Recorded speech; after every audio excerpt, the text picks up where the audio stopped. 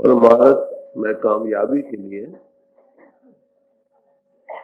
पहली जरूरी चीज तो नेक पाक जीवन का होना।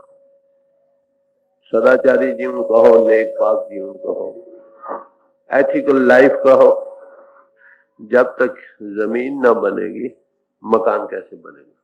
तो ब्रह्मचर्य की रक्षा ये पहला लवाजमा है जो परमार्थ में कामयाब होने के लिए निहायत जरूरी है। यीशु मसीह साहब ने ये कहा, blessed are the pure in heart for they shall see God. वो हृदय मुबारक है जो पवित्र है, क्योंकि केवल ऐसे ही लोग उस प्रभु को देख सकेंगे, दूसरे नहीं। जब तक हृदय साफ न हो तब तक उसमें उस माले की झलक कैसे आ सकती है? परमात्मा कहीं पहाड़ों, जंगलों, बियाबानों या आसमानों पर नहीं है, वो तुम्हारी आत्मा की आत्मा है, घट घट में है। सब महात्मा यही पुकार पुकार कर कहते रहे, कहते हैं और कहते रहेंगे, घट घट में हर जू बसा संतन क्यों पुकार। घट घट में वो हरि बस रहा है, सब संत यही पुकार पुकार कर कहते रहे। अगर वो घट में है तो हमें नजर क्यों नहीं आता? क्योंकि हमारे हृदय की जमीन मैली है। जब तक हृदय साफ नहीं होगा काम नहीं बनेगा। इस हृदय की सफाई के लिए हमें कुछ करना होगा। जो मामूली से एक अवसर में आना हो, उसके लिए हम कितनी सफाई करते हैं। बाहर जो मंदिर हमने बनाए हैं अपने हाथों से, उनकी कितनी देखभाल झाड़ फूस करते, रोज साफ करते। सिर्फ एक ख्याली चीज बनाई गई कि परमात्मा की जगह। अरे भाई, जहां सचमुच परमात्मा प्रगट होकर बस रहा, उसकी कभी सफाई का ख्याल आया? तो जब तक मन का हो या दिल का हो, नफ्स का हो, ये साफ नहीं होगा और स्थिरता इसमें नहीं आएगी, उस मालिक की झलक इसमें जाहिर नहीं है। अब भी मगर हमारे हृदय की जमीन मैली है, इसलिए वो होते हुए भी हमारे अंदर उसकी झलक नहीं महसूस हो।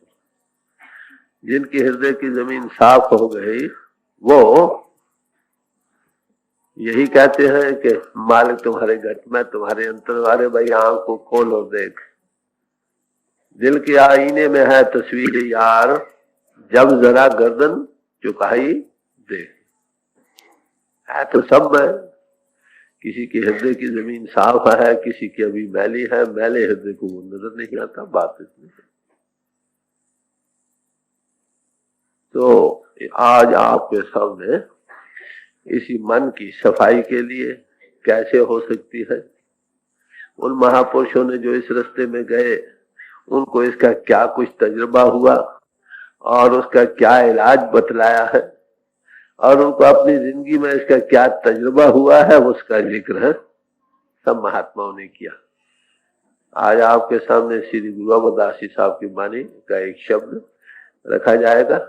आपको पता हो, इतिहास ये बतलाता है कि 70 साल की आयु तक वो इसी तलाश में रहे। पैरों नंगे हर साल हरिद्वार यात्रा को जाया करते थे, पैरों नंगे। कितनी भावना, जो हर साल जाते रहे। बताओ किस लिए? कुछ सैर तफरी के लिए थोड़ा था, किसी ऐसी चीज की तलाश थी जो अंतर में उनके अंतर कुरेद उठ रही थी, जिसकी मगर चीज नहीं मिली। वो कौन सी चीज है जिसके पाने से सब कुछ पाया हुआ हो जाता? वो अभी नहीं मिली। जब गुरु अंगद साहब के चरणों में आए हैं, उनको इस बात की सूझत हुई, प्राप्ति हुई, उसको पाकर संतुष्ट हुए, हकीकत को पाया, फिर खोल खोल कर समझा दुनिया की हदायत के लिए। तो श्री गुरु अमरदास जी साहब का शब्द है जो आपके सामने अब आ रहा है, गौर से सुनिए। हमारे ही दर्द की दवा, ये एक ऐसी बीमारी है मन की जो सबको लगी पड़ी। उपनिषद ये कहते हैं शरीर रूपी रथ में आत्मा सवार है, शरीर रूपी रथ में आत्मा सवार है, बुद्धि उसकी रथवान है, मन लगाम है और इंद्रिया रूपी घोड़े उसको भोगो रूपी खेतों में खेचे फिरते। हमारा आत्मा मन के अधीन इंद्रियों के घाट पर बाहर लंपट हो बात। अब मन को क्या बीमारी है? इंद्रियों की और आत्मा मन दोनों इस वक्त एक हो रहे हैं। जीव बन रहा है ये, इसके बाहर वक्त ये बाहर फैल रहा। जब तक ये बाहर फैलाव में है, इसके अंदर जो हकीकत है इसको नजर कैसे आ सकती है? तो श्री गुरु अमरदास जी साहब फरमाते हैं मनुआ दावदा हो कैसे हर गुण गावा है। ये मन तो 10 द्वारों में भाग रहा। ऐसा इंसान जिसके मन की ये हालत है वो हरि के गुण कैसे गा सकता? मन टिकाव में आए तो गाने का स्वाद भी आए। गुरु नानक साहब ने फरमाया जहां का दिल साबित नहीं ताको कहां खुदा। जिसका दिल ही साबित नहीं उसको खुदा की बात क्या कहे। दुनिया में भी देखो वो बहुत इंसान जब डावाडोल होता है कहता भाई मेरा दिल ठिकाने नहीं, मुझे क्या कहे, मुझे कुछ समझ नहीं आ रही तुम क्या कहते। तो दिल का साबित करना कहो, मन का खड़ा करना कहो, नफ्स का काबू करना कहो, सब एक बात। कुरान शरीफ में ये आया अरबहु नफ्सहु अरबहु रबहु। जिसने नफ्स को पहचान लिया बस पहचान लिया उसने अपने रब को। नफ्स का दिल की हालत की कैफियत का जान कर उस पर काबू पाना जो है ना, ये मालिक के पाने का जीना। यही एक और मुसलमान फकीर ने कहा घर तो दारी दर दिले खुद अज़्म रफ्तन सुए दोस्त। अगर तू अपने दिल के अंदर उस मालिक के मिलने का जबरदस्त पक्का मुसम्मम इरादा रखता तो क्या कर। यक कदम भर नफ्स से खुद ने दीगरे दर किए दोस्त। एक कदम तो अपने नफ्स पर रख और दूसरा कदम जो तुम लोगे वो उस प्रीतम की गली में पहुंच जाए। यही गुरु नानक साहब ने कहा मन जीते जग जीत। जिसने मन को जीत लिया उसने सारे जगत को जीत लिया। तो मन का काबू करना ये पहला कदम है, परमार्थी में नहीं बल्कि हर एक काम में कामयाबी के लिए। अब सवाल ये आता है ये मन को क्या बीमारी है? तो गुरु अमरदास साहब फरमाते हैं मनुआ दैव। ये तो 10 द्वारों में दौड़ रहा। जो मन भाग रहा है दौड़ रहा है उसके साथ सोच और मन उसके सोच उसके ताबे है। तो ऐसे मन के साथ तुम हरि के गुण कैसे गा सकते हो? जबान से तो तुम एक चीज पढ़ रहे हो, मन कहीं और तरफ भाग रहा। ऊपर से तो हम सजदे करते हैं, नमाजें पढ़ते हैं, पूजाएं करते हैं, मन कहीं और अड़ रहा, दिल में बुतों की याद। हैरान है कि ऐसे लोग उस प्रभु की नमाज या पूजा क्या करते हैं जिनके दिल में दुनिया बस रही है, बाल बच्चे बस रहे हैं, स्त्री दोस्त रुपया पैसा जायदादें बस रही। बैठे जाहिरदारी तो मालिक की याद में है। बताओ ऐसी पूजा और पाठ क्या करें?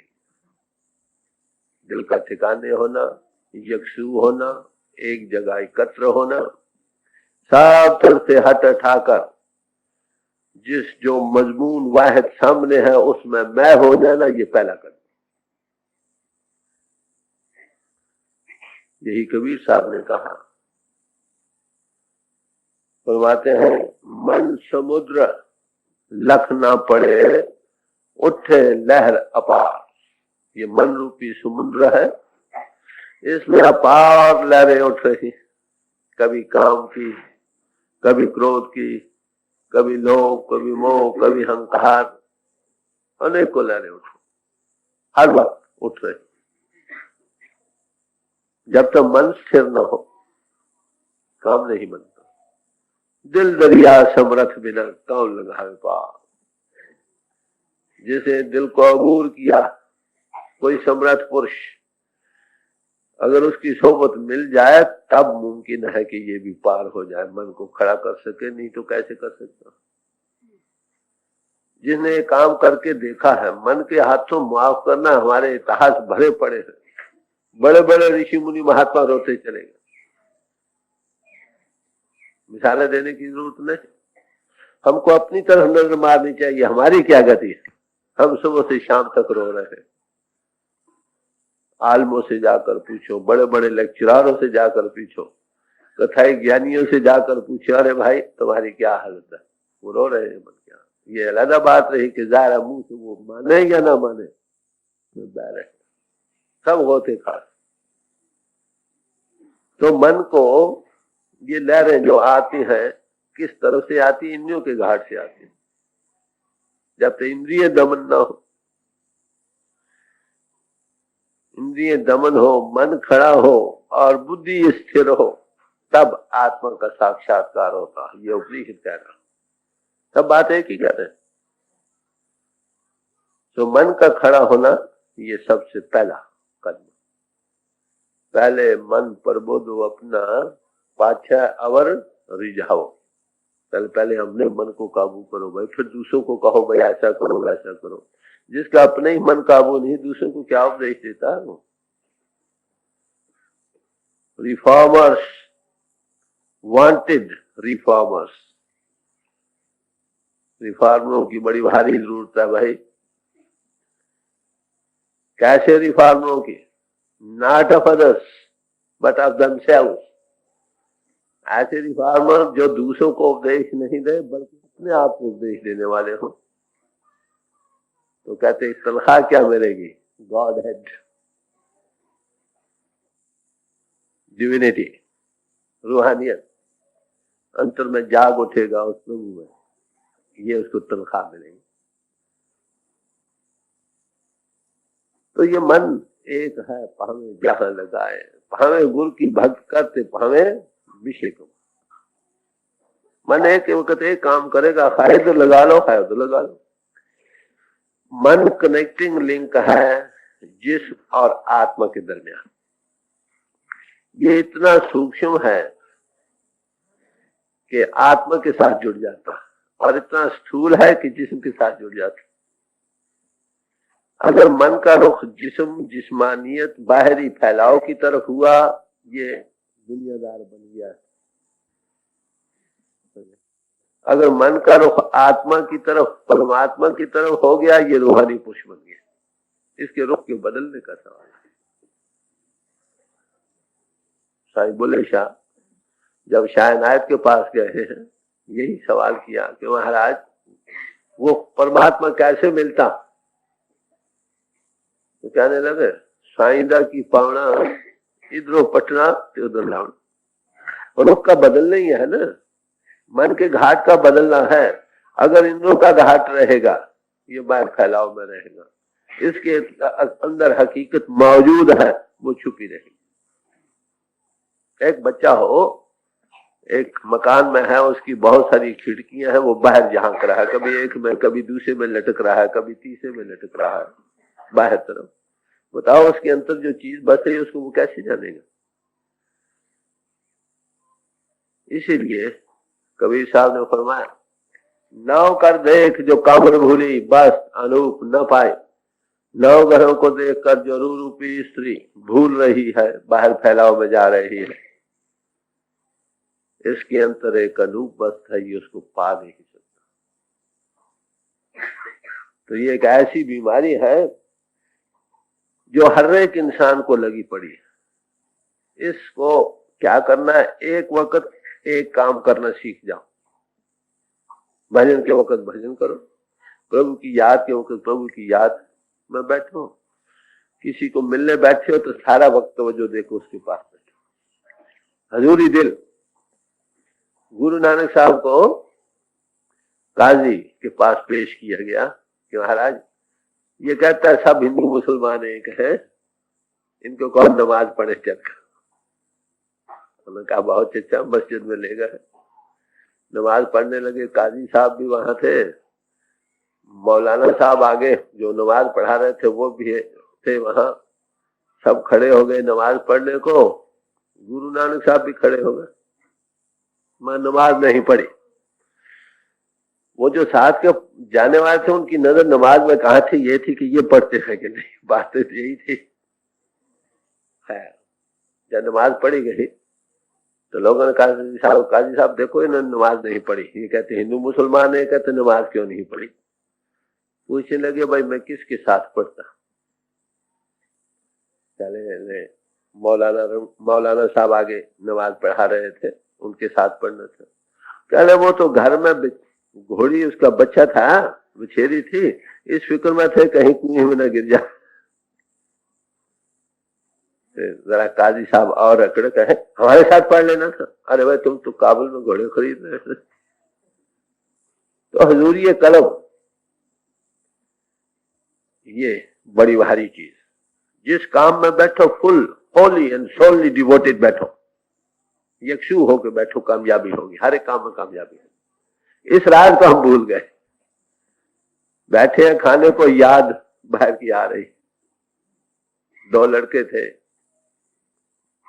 एक लड़का कहे मैंने गिरजे में जाना, दूसरे का नहीं बाहर खेलने को जाना।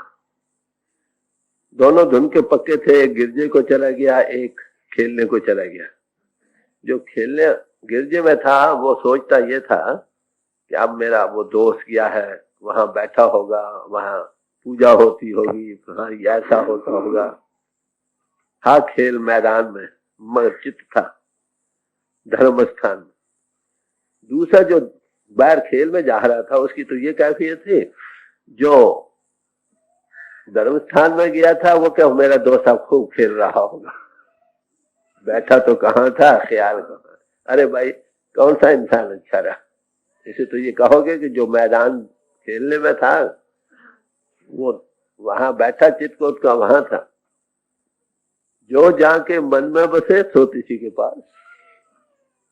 तो हमारे यक्षुय कल्ब चाहिए, मन की एकाग्रता चाहिए, इसके बगैर काम नहीं बनेगा। और इस मन को एक ही है, मन के मारे बन गए, मन के जिन्होंने मन को मार दिया वो तो बन गए, इंसान बन गए।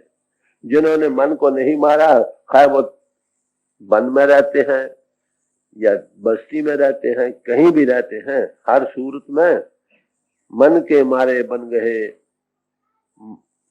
बन तज बस्ती माँ है, बस्तियों को छोड़कर जंगल में चले जाए या बाहर रहे, कहे कबीर क्या कीजिए ये मन ठहरे। सवाल तो जंगल में जाओ तो भी यही काम करना है, घर में रहो तो भी ये करना। महात्मा ये आपको नहीं कहते जंगलों में जाओ, वो कहते जहां कहीं भी हो वहां अपने मन को काबू करो। मन काबू आ गया तो काम बन जाएगा, अगर मन नहीं काबू आया तो फिर कई लोग खाली पढ़ने लिखने में बड़े होशियार रहते हैं, चलो मन का काबू करने को कोई उपाय हो जाए। पढ़ना गुणना चातुरी ये तो बात सहल, पढ़ना गुणना चतुराई करना, बातें बनाना, जमीन आसमान के कुलाबे मिलाकर लोगों को बयान करना, कहते ये तो आसान बात। कहते मुश्किल बात कौन सी है, गगन चढ़ मन बसीकरण, यही बात मुश्किल। मन को बस करना, रूह का सिमट कर गगन के ऊपर आना, यही बात। जब तक मन काबू न, रूप इनको कैसे छोड़ती। जो मन इन्हों के घाट पर फैल रहा है उस हर वक्त लंपटता है। हमें चीजें कौन सी आती हैं जब बैठते हैं भजन में, वही चीजें जो इन्हों के घाट से देखी है या भोगी है। तो इस मन को बीमारी क्या लगी पड़ी। खुद ही गुरु अमरदास जी साहब फरमाते हैं आगे, इंद्री व्याप रही अदकाई, काम क्रोध नित सतावा। इसको इंद्रिय व्याप रही, इंद्रिय, एक एक 5 कर्म इंद्रिय है, 5 ज्ञान इंद्रिय। ज्ञान इंद्रिय कर्म इंद्रियों के जरिए काम करती है, चीजें की कुत्ते बिना आंखों के रास्ते काम करते हैं। सुनने की शक्ति साम्य कानों के रास्ते काम करती है, सूंघने की शक्ति नासिका के रास्ते करती है, जबान की शक्ति जबान के रास्ते चखने की शक्ति, और स्पर्श जिस्म का चमन। तो 5 ज्ञान इंद्रिय इसको व्याप रहे मन। कभी अच्छी सुंदरता, अच्छे अच्छे नजारे देखकर मन खिंच जाता, कभी अच्छे अच्छे राग सुनकर मन बाहर मुखी जाता, अच्छे अच्छे खाने जो खाए हैं, रस लिए हैं, बार बार मन वही जाता, बड़े बड़ी खुशबुएं महकदार स्थानों में फिरा है, वो ख्याल आता। कभी स्पर्श की बीमारी खींचती, कहते ये कर्म इंद्रिय के जरिए ज्ञान इंद्रिय इस सुर को बाहर खींचे कर रहे हैं मन के साथ। नतीजा क्या होता है? कभी ये काम में गिरता है, कभी क्रोध में फैलता है।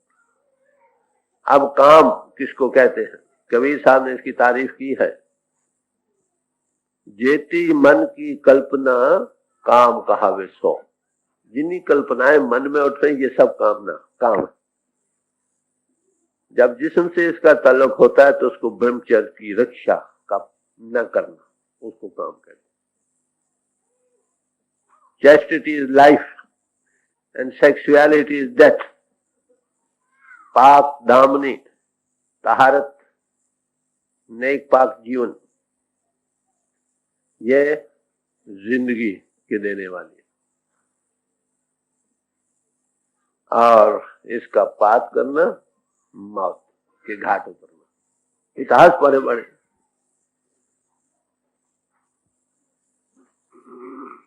पृथ्वीराज मोहम्मद गौरी ने जब हिंदुस्तान पर हमला किया है, पहली बार पृथ्वीराज फतह पाकर आए। दोबारा जब मोहम्मद गौरी आया है तो पृथ्वीराज हार गया था। तारीखदान लिखता है कि पहले उस दिन उसकी कमर एक बांदी ने बांधी थी।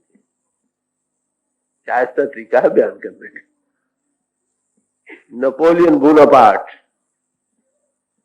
जिसके नाम से यूरोप सारा थर्राता था, जब वाटरलू के मैदान में गया है तो इसी कुएं में रात को गिर चुका। ये इतिहास बदला। आप अपना तजुर्बा देखिए रोज का। कबीर साहब कहते हैं, कामी कुत्ता 30 दिन मन में रहे उदास, एक बार काम कर दे कुत्ते के अंतर आए, 30 दिन उसका असर उस पर रहता है। अरे भाई, वो इंसान जो हर वक्त इसमें गिर रहे हैं, उनकी क्या गति।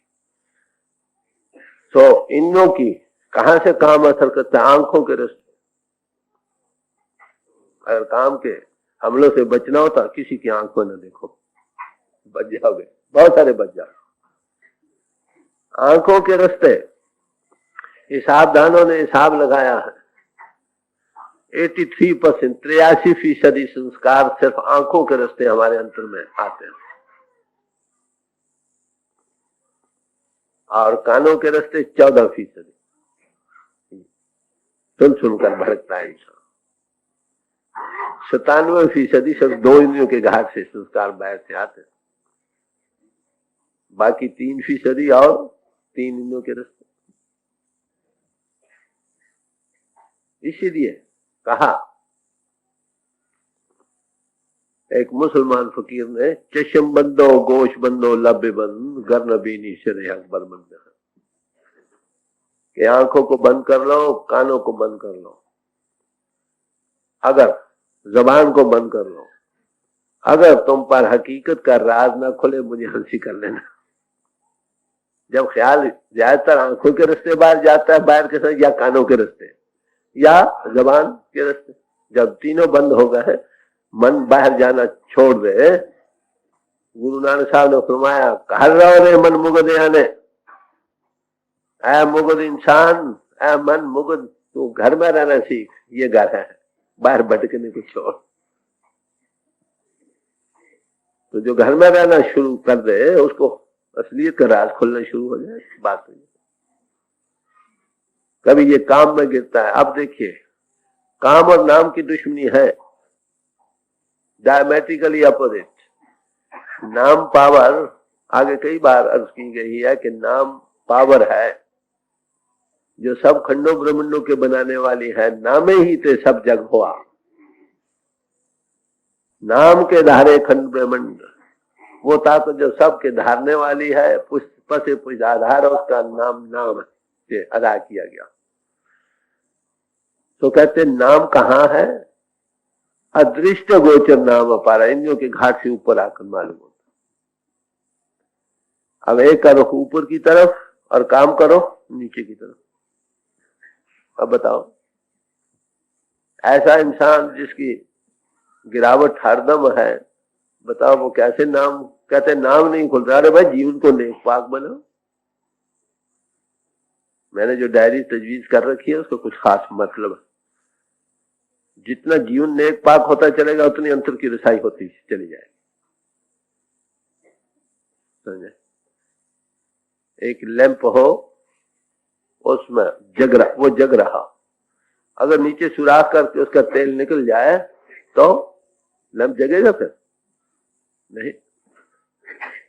तो जीवन की पृथकता बड़ी भारी होगी। मन इंद्रियों के घाट पर बाहर फैल रहा है, बार बार या काम में गिरता है या क्रोध में फैलता है। क्रोध किसको कहते हैं? क्रोध और काम एक ही चीज है, माफ करना, सिर्फ एक सूरत का बदल जाना। बल्कि सारे जितने काम, क्रोध, लोभ, अहंकार है, एक ही चीज के उल्टने का नाम है और कुछ नहीं। एक नाला जा रहा है पानी का बड़े जोर से, उसमें खामोश जा रहा, एक बड़ा पत्थर रख दो बीच में, वो टकराएगा उससे, दो चीजें पैदा हो जाएंगी, एक झाग, एक आवाज। तो इस झाग और आवाज के पैदा होने का कारण वो रुकावट। जब हमारी किसी कामना में कोई रुकावट जाहिरदारी या दरपर्दा होती मालूम होती है, वो गुस्से में तब्दील हो जाती है, क्रोध बन जाती है। क्रोध और क्या? जाहिरदारी या दरपर्दा। आपको ख्याल हो जाए कि इसने ये किया, ये रुकावट है, गुस्सा देंगे। तो गुस्सा क्या हुआ? हमारी कामना में रुकावट जो था, उसे दो चीजें सूरतें इख्तियार करती हैं। एक, ऊंचा ऊंचा बोलता था, गुस्से वाला आदमी चुपचाप आहिस्ता नहीं बोल सकता, ये याद रखो। और जब बोलते बोलते इतना उसे मुंह में झाग आने लग जाती है, ये निशानी। अब इसमें रूह फैलती है, निंदा, चुगली, धड़ेबंदी, दूसरों का सौर का एकदम बुरा भला कहना, ये इसकी सेना बेख्तर रूह फैल गई। काम में गिरी, क्रोध में फैल गई। जब रुकावट होती है, आपको पता क्या होता, मैंने जरूर लेना, इसको कहते हैं लोभ। लोभ वही चीज है, जब वो चीज मिलती है तो गले लग के हाँ, मेरे से जुड़ा ना हो, उसको ममता कहते हैं, मोह कहते हैं। तो जब लेकर बैठता खूब मस्त होता है, इसका नाम अहंकार है। और क्या? असर्ट करता है मैंने चीज को बात। अरे भाई, ये पांचों चीजें कहां से शुरू हुई? कामना की। इसीलिए महात्मा बुद्ध ने क्या कहा? बी डिजायरलेस, कामना विहीन हो जाओ, कामना विहीन, कामनाओं से रहित हो जाओ, हकीकत की तरफ चले जाओ। एक एक बात में बड़ी राज की बात है, हम पढ़ छोड़ते हैं, कभी विचारा नहीं बात क्या। तो गुरु अमरदास जी साहब फरमाते हैं कि हमारा मन तो 10 द्वारों में भटक रहा, ऐसा मन उस प्रभु के गुण कैसे गा सकता? ऐसा मन उस प्रभु के गुण कैसे गा सकता? कहते इस मन को क्या बीमारी है? कहते इंद्रिय इसको व्याप रही, खींच रही, भोगो रूपी खेतों। समझे? सो इंद्रिय है जो मन को भोगो रूपी खेतों में खींचे फिरती है। तो इनके हटाने का इलाज इंद्रियों पर दमन। इसलिए कहा अपने इंद्रिय दमन हो, मन खड़ा हो और बुद्धि भी स्थिर हो, तब आत्मा का साक्षात्कार हो। तो हमें बीमारी का पता लग गया। काम और क्रोध में सारी दुनिया बह रही। एक जगह गुरबानी में यहां तक कहा है, काम क्रोध पर से जे नाहन ते मूर्त भगवान। जिस इंसान के जिसमें काम क्रोध के बेग नहीं चले, लहरें नहीं चली, कहते वो भगवान की मूर्त है। उसके दर्शन करने से वासनाओं का नाश होगा। ऐसे पुरुष के असर पड़ेगा, कुदरती बात है। जिस मन खड़ा है, जिस जिठिया मन रहती है सदगुरु तिसका नाम, जिसके देखने से मन खड़ा होने लगे उसका नाम सदगुरु। ये नाम लिया। नफ्स से हरगिज ना कुछ है जुजिले पीर। ये नफ्स कभी नहीं मरता जब तक इस पर किसी पीर का साया ना पड़े। ये मुसलमान फकीर कह रहे हैं। तो मन के खड़े करने का उपाय क्या हुआ? किसी समर्थ पुरुष की सोबत पहले बाहरी, और अंतरी फिर वो आगे सामान देंगे, आगे लेकर आएगा। तो पहला कदम ये बना। यही तुलसी साहब ने फरमाया, सुरत साध संग ठहराई तो मन स्थिरता कुछ पाए। सुर साधु के संग में ठहरना शुरू होती है, तब मन कुछ खड़ा होने लगता। किसी महापुरुष की सोबत, सत्संग उसको कहा जाता। वो एक ब्रेक वाटर है। समुद्र में बड़ी लंबी दीवार बनाई जाती है पत्थरों की, ताकि समुद्र की लहरें उससे टकरा कर दूसरी तरफ वापस हो जाए, और उस दीवार की दूसरी तरफ इंसान आराम से नहा सकता है, अपनी शक्ल भी देख सकता है पानी। तो किसी महापुरुष की सोबत एक ब्रेक वाटर का काम करती है। उस वक्त थोड़ी देर के लिए फैलाव कम हो जाता, थोड़ी होश आने लगती है, ऐसा होने लगती है। बात क्या, जब वहां उस मंडल से निकल जाओ फिर वही बात है। तो कहते हैं दुनिया सारी गुरु अमरदास बड़ा खोल कर समझा रहे हैं कि मन को इंद्रिय व्याप रही। जिसको इंद्रिय व्याप रही, ऐसे पुरुष को प्रभु का नाम क्या कहेगा? ऐसे पुरुषों की क्या गति है? गति कभी काम में गिरती है रूह की, कभी रूह फैलती है क्रोध में। ऐसे पुरुष प्रभु को क्या गाएगा? यही तुलसी साहब ने फरमाया, एक दिल लाखों तमन्ना उस पे और ज्यादा हवस, फिर ठिकाना है कहाँ उसके बिठाने के लिए। एक दिन लाखों ख्वाहिशात से इसके दिल के टुकड़े हुए पड़े, और फिर दिनों दिन बढ़ती हुई हवस इसको और फैलाव में ले जा रही।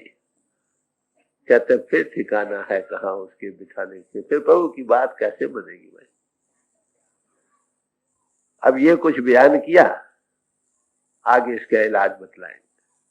अब मन काबू कैसे हो, तो इसके हमने बड़े उपाय किए। किसी ने क्या किया, किसी ने क्या किया। कईयों ने तो बाहर मुखी पूजाएं, नमाजें, जो अपरा विद्या के साधन है वो करने शुरू किए। उसमें भी एक नुक्स रह जाता, साधन भी होता रहता, मन फिर भी दौड़ता। ये करने वाले इस बात की शाहद होंगे, कुछ ना कुछ करते हैं फिर भी मन दौड़ता। एक वक्त दो दो काम होते हैं। तो ऐसी हालत में अब मन खड़ा हो तब काम बने ना। ये साधन, मगर उनकी जो तालीम है ना, उसमें हर एक बात का जिक्र आता है।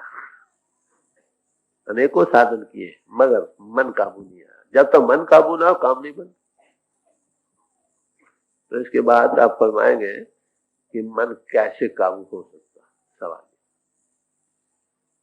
आगे फरमाते हैं। पढ़ना है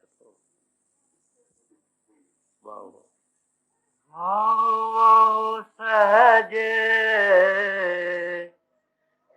गुण रवि जय,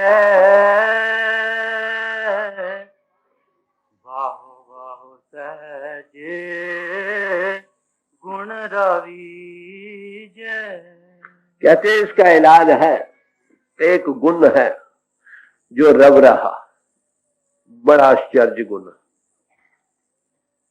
समझे? एक परम तत्व है जो सब में रव रहा, वो इसका इलाज है। अगर उसके साथ हमारा ताल्लुक आ जाए तो मन खड़ा हो जाए, मन इंद्रियों के रसों भोगों को छोड़ देगा। उस परम तत्व, वो गुण जो जरे जरे में रम रहा है, उसके साथ लगने हैं सहज ही में।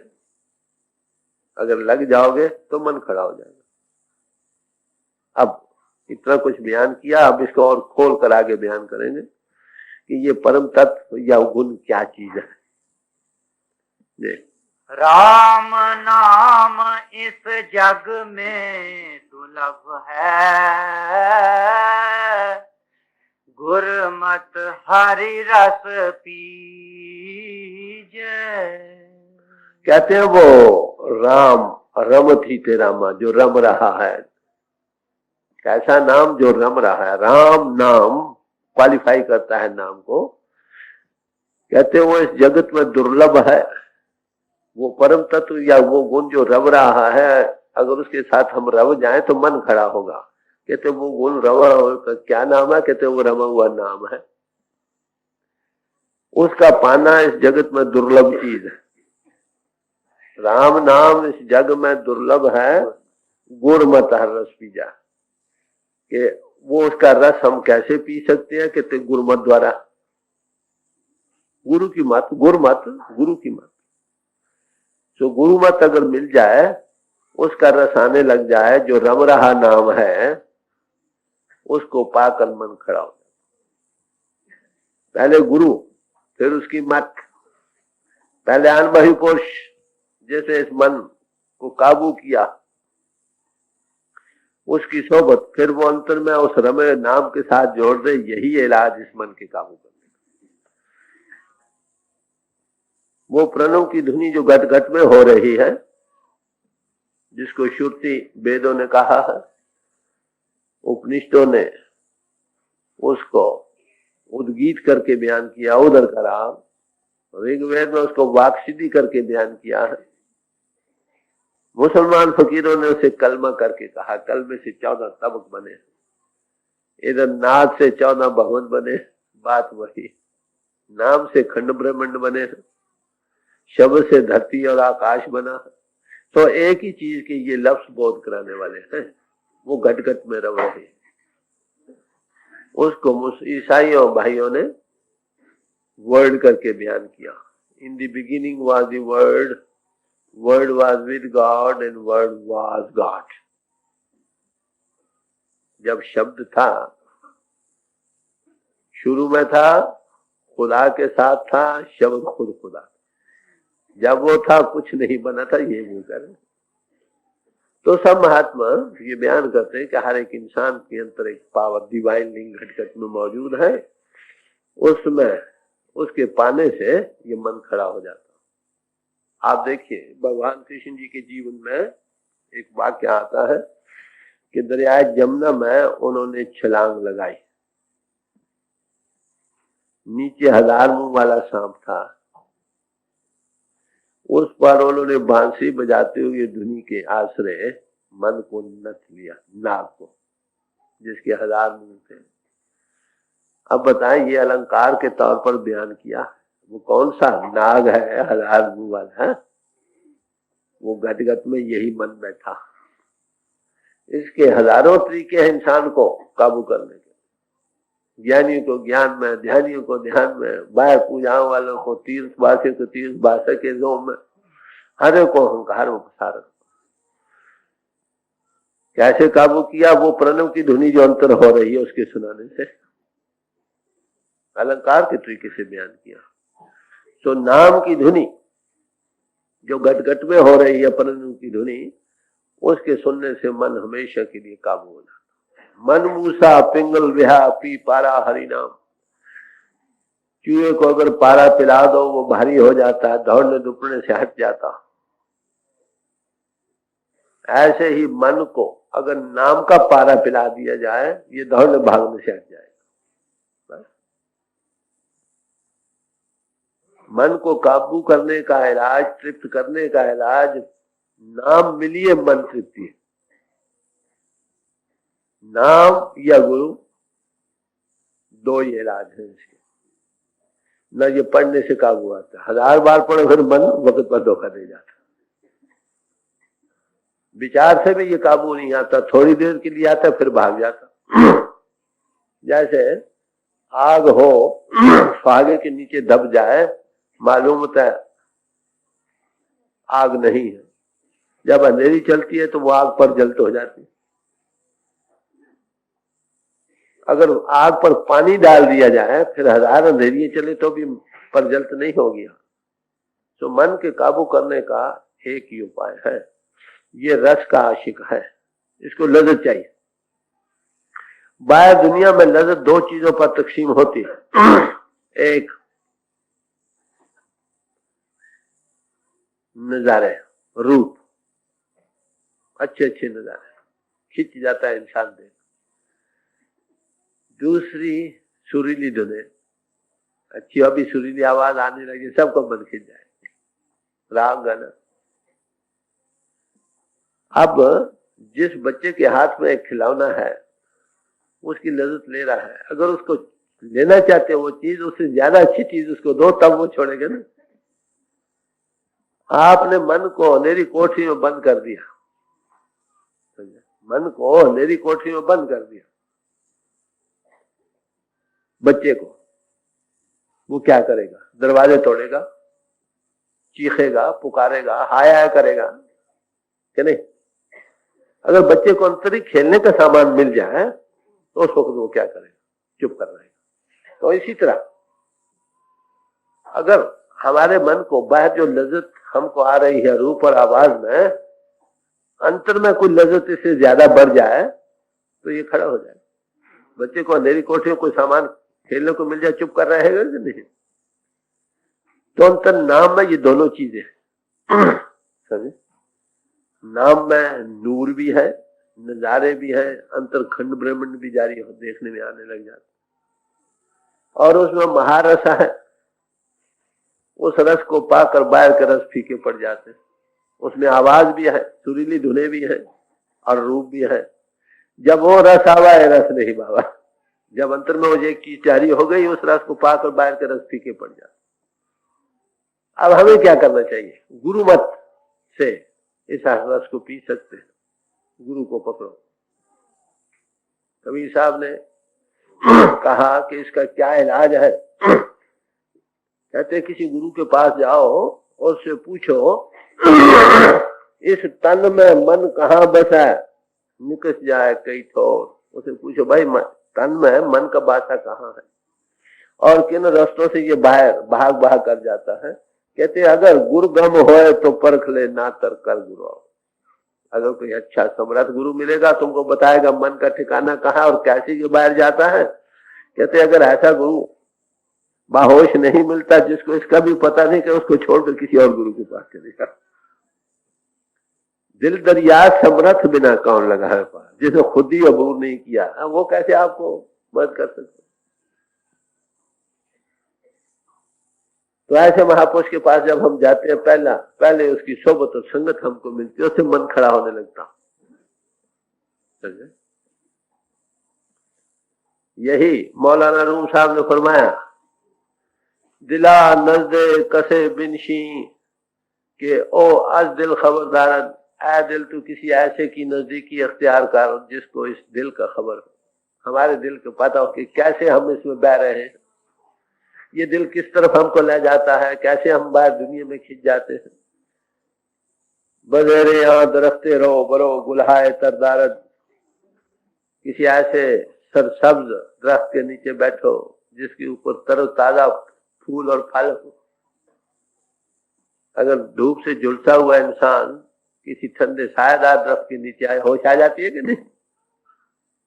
क्या मतलब किसी महापुरुष की ऐसे की सोबत अख्तियार करो जिसका दिल काबू हो, उसके पास बैठे तुमको कुछ राहत आने। फिर आगे ताकीद कहते हैं, दरी बाजारे उतारा मरो हर सूच बेकारा, इस दुनिया के बाजार में तू हर तरफ बेकारों की तरह वक्त न जाया कर।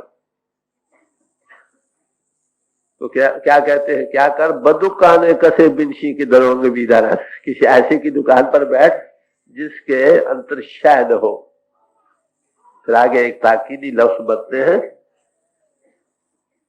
बाहर देगे कि मैं जोशद में आवर कासो बिनशी, किसी देख बड़े तो बड़े उबल रहे हैं, क्या मतलब बड़ा प्रचार हो रहा, बड़े गुरु बैठे, बट्टा उठाओ तो गुरु मिलता, ना तर कर गुर और जाओ भाई, मन कहाँ बसता है, किस तरह से निकलता है हमें बताओ, और बट ठिकाना करके बतलाओ, तब तो ठीक, नहीं तो जाओ किसी और के पास, वक्त क्यों जाया करते।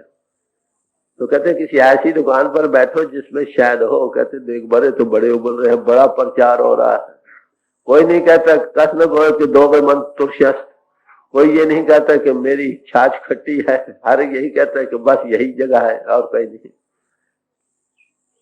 हर देगे कि मैं दोषित धरो चीजें दिगरदार, क्या तो हो सकता है देख बड़े दूध के ना उबल रहे, तेजाब भी उबल रहा हो, जाओ सत्संग करो, देखो क्या है क्या नहीं, जब होश आने 2 रोटी खाते हो आह तुम भाई, फर्क हो देखो, रायदारी कमर के भीतर तो महसूस होने लगता है भाई, थोड़ा मन को टिकाव मिला, थोड़ी शांति मिली, कुछ क्लैरिफिकेशन मिली किसी मजमून की, अगर ऐसा हो फिर थोड़ा यकीन बनने लगता है ना।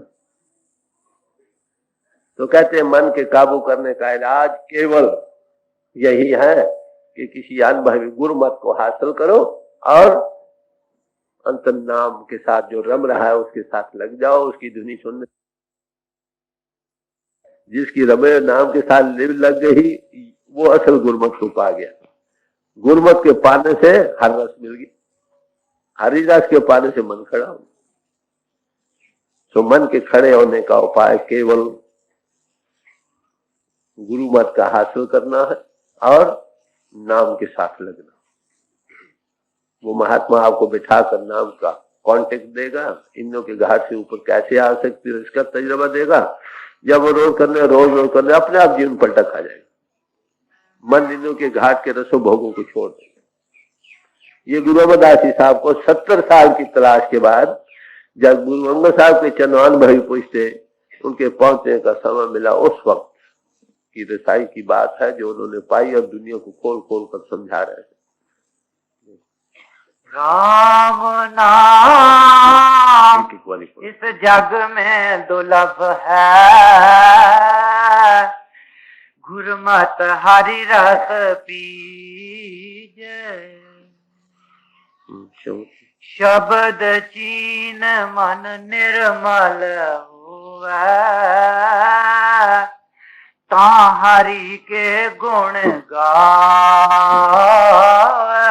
पहले राम नाम कहा, अब उसी को शब्द करके बयान कर रहे हैं। शब्द की तारीफ वही बयान की है जो नाम की बयान की है। उत्पत्त प्रलय शब्द हुआ, शब्द ही प्रोपत हुआ। जिस ताकत के आधार पर उत्पत्ति और प्रलय हो रही है और दोबारा सृष्टि का आगाज जिस ताकत के आधार पर हो रहा है उसका नाम शब्द है। कहते शब्द के चीनने से उसके साथ सुख इनों का घाट छोड़कर उसके साथ लगने से मन निर्मल हो जाएगा। निर्मल तो होगा, बाहर के संस्कार इनों के रास्ते से आकर इसमें पड़ते हैं, इनों का घाट छूटेगा तब शब्द और नाम का ताल्लुक मिलेगा, इनों के घाट पर नहीं तो बाहर की आलाइशें इसमें बैठनी शुरू वो नहीं बैठेंगे। और अंतर की जो जन्म जन्मों के संस्कार इसमें दबे पड़े हैं वो नाम की ध्वनि के रस पाने से इस ज्ञान अग्नि से दग्ध हो जाएगा, मन साफ हो जाएगा। मन की सफाई में निशानी क्या है, उसमें कोई हिलोर नहीं उठ रही, स्थिरता। समझे, एक ही एक मालिक के ख्याल से सब दुनिया के ख्याल नफी हो जाते हैं। ऐसे स्थिर मन में नाम का विकास हो, मन साफ हो जाएगा। तब ऐसी हालत में हरि के ये सच्चे मानों में गुन गाने के काबिल हो जाता। दिल साबित हो गया ना, दिल खड़ा हो गया, मन खड़ा हो गया। यही मौला आपने भाई नंदलाल साहब ने कहा कि मुर्शिद कामिल इलाज दिल को न, कामिल मुर्शिद इस दिल का इलाज करता, दिल कहो मन कहो। पहले बयान किया इसको क्या बीमारी, कहते क्या इलाज करता, इसको साबित करता। किस तरह से, ई मुरादे दिल बदिल हासिल शिवत, इस हमारे दिल की मुराद को यकसू करने के अपनी दिल की दिली तवज्जो से करता। यज्ञ गाय जाम फजायश बस बदर कारमा, उसकी एक जान उभारने वाली नजर हमारे लिए का बड़ा काम कर जाते। तो नाम कैसा दिल के साबित करने के लिए आमिल पुरुष की सोबत और संगत, वही जो पहले कहा गया, नफ्स हरगिज न कुछ जो जिले पीर, सोत साध संग ठहराई तो मन फिरता किस पाई। ये पहला करना। वो क्या करते हैं कि तुम्हारे अंदर नाम की धुनी है, उसके साथ लग जाओ। ये इलाज कैसे मन साफ हो जाएगा, तब तुम हरि के गुण सच्चे मानो में गाने के काबिल होते। एक बार ख्याल किया अंत ऊंची सम, तब जब मन की आलाशें साफ हो जाए, बाहर सोबत संगत सत्संग कहो, जागते पुरुष की सोबत कहो, पहला कदम। दूसरा तो नाम का सत्संग, फर्स्ट क्लास सत्संग कहो। इन दोनों के करने से मन खड़ा होने लगेगा, मन साफ होगा, हरि के गुण गाने के माने निकलेंगे, उसका फल होगा। मन कहीं और तन कहीं, ऐसी हालत में सोबत नहीं भाई। कबीर साहब ने कहा, मन दिया कहीं और ही तन साधु के संग, कहे कबीर कोरी गजी कैसे लागे रंग। मन तो कहीं और दिया है, तन साधु के संग में बैठा है, बताओ ऐसे मन पर रंग कैसे चढ़ेगा। कोरी गजी पर कभी रंग चढ़ता। यक्षुई दिल से बैठो, सत्संग करो बनाए, ये स्वामी जी महाराज फरमाते, जाओ बैठो, तुम रहो या वो रहे महात्मा, बस और कोई भी नहीं। पूरी तवज्जो से सुनो, ध्यान दे के सुनो, सब तरफ से हाथ हटाकर बैठो, दुनिया से हाथ धोकर बैठो। फिर मंडल का असर भी पड़ेगा, एक चीज की समझ भी आएगी, उभार भी पैदा होगा। ऐसा सत्संग किया हुआ एक हजारों जिसमें मन बाहर भाग रहा है, उन सत्संगों से बेहतर। हम जब सत्संग करते हैं, वहां पर ना अब तो वक्त पर नहीं आते, आए पीछे मजमून शुरू है, वो आधा समझा आधा ना समझा, जाते हुए इस तरह चले गए जैसे शमशान भूमि में मुर्दा छोड़कर लोग भागते। ये भी याद नहीं रहता हमने आज सुना क्या है, मजमून क्या नहीं। यक्षी कल्ब से करो, सत्संग करो बनाए, तब पूरा फायदा होता। तो गुरु अमरदास जी साहब ने जो तजुर्बा अपनी जिंदगी में मन के काबू करने के किया, बड़ा खोलकर बड़े प्यार से समझा रहे हैं। मन के साफ हो जाने पर फिर तुम हरि के गुण सच्चे मानो में गा सकोगे। गुरुमत